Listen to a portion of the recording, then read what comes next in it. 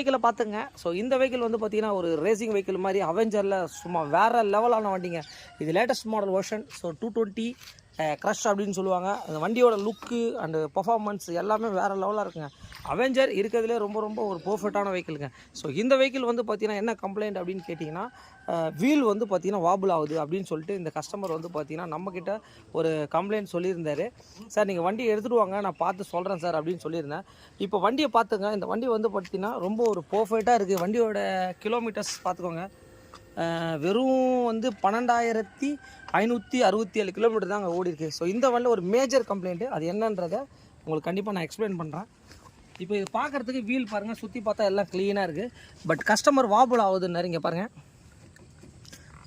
இங்கே பாருங்கள், இங்கே பாருங்கள், இந்த வீல் மட்டும் தனியாக ஆடுது. இங்கே பாருங்கள். ஸோ இந்த மாதிரி உங்கள் வண்டியில் ஏதாவது கம்ப்ளைண்ட் இருக்குதான்னு கண்டிப்பாக இந்த மாதிரி சென்டர் ஸ்டாண்ட் போட்டு ஷேக் பண்ணி பாருங்கள். இங்கே பாருங்கள், ஸ்போக்ஸ் எல்லாமே ஆடுதுங்க. டோட்டல் ஸ்போக்ஸ் கிட்டே போயிருக்குங்க. ஸோ இந்த மாதிரி தயவுசெய்து வண்டி ஓட்டாதீங்க. இந்த மாதிரி ஓட்டிங்கன்னா இந்த உள்ள வர அப்பு எல்லாமே போயிடும். இந்த மாதிரி தான் ஒரு வண்டியை சென்டர் ஸ்டாண்டு போட்டுட்டு உங்கள் வண்டியில் ஏதாவது ஒரு வாப்ளிங் கம்ப்ளைண்ட் இருக்குன்னா இந்த மாதிரி நீங்களே கூட செக் பண்ணலாம். இல்லை உங்களால் செக் பண்ண முடியும்னா பக்கத்தில் இருக்கிற மெக்கானிக்ஸோ இல்லை யார்கிட்டயோ ஒரு கன்சிடர் பண்ணுங்கள். ஏன்னா இந்த வெஹிக்கிள்லாம் வந்து பார்த்திங்கன்னா ஆல்மோஸ்ட் காஸ்ட்டெல்லாம் அதிகம். அப்புறம் தேவையில்லாமல் இந்த உள்ளே வர இந்த அப்புலாம் வந்து பார்த்திங்கன்னா உடஞ்சிச்சுன்னா ஸோ காஸ்ட்டு வந்து உங்களுக்கு டபுள் காஸ்ட் ஆகிடும் உங்களுக்கு. இதெல்லாம் ஒரு சிம்பிளாக முடிவு வேண்டிய மாதிரி. ஸோ இந்த வெஹிக்கிளாக பண்ணி முடிச்சுட்டு கண்டிப்பாக உங்களுக்கு அப்டேட் பண்ணுறேன். அந்த வண்டி என்னென்னா பஜாஜில் பார்த்துங்க, லேட்டஸ்ட். ஓகே,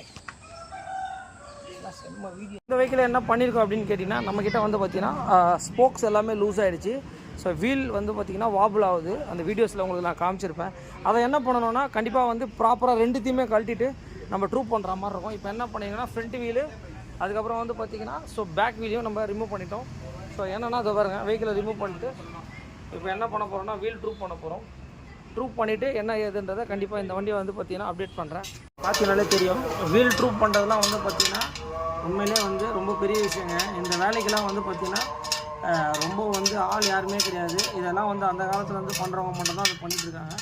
இதெல்லாம் வந்து ரொம்ப பெரிய விஷயம். இங்கே பாருங்கள், ஒரு ஸ்போக்ஸ்லேயும் வந்து இவ்வளோ வேலைகள் பண்ணிகிட்ருக்காரு அவர். இதெல்லாம் பண்ண இது பேர் தான் வந்து பார்த்திங்கன்னா வீல் ட்ரூப் சொல்லுவாங்க.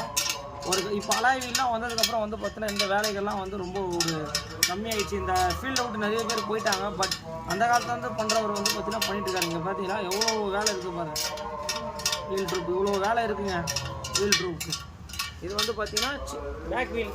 இது பார்த்தீங்கன்னாலே தெரியும், சின்ன வீல் எப்படி பண்ணியிருக்காங்க பாருங்கள் அவெஞ்சரில்.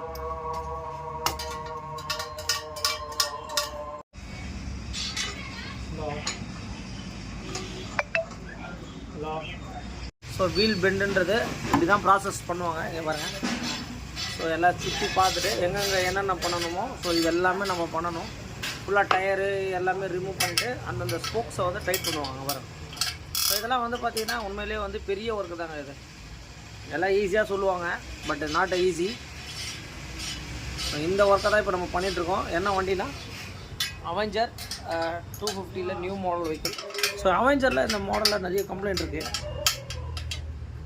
ஸோ கண்டிப்பாக ஸ்போக்ஸ் எல்லாமே லூஸ் ஆகிடும். உடனே நீங்கள் செக் பண்ணி அதை ப்ராப்பராக பண்ணிட்டீங்கனாலே ரொம்ப உங்களுக்கு நீட்டாகிடும். இவரை சுற்றி காட்டுறப்ப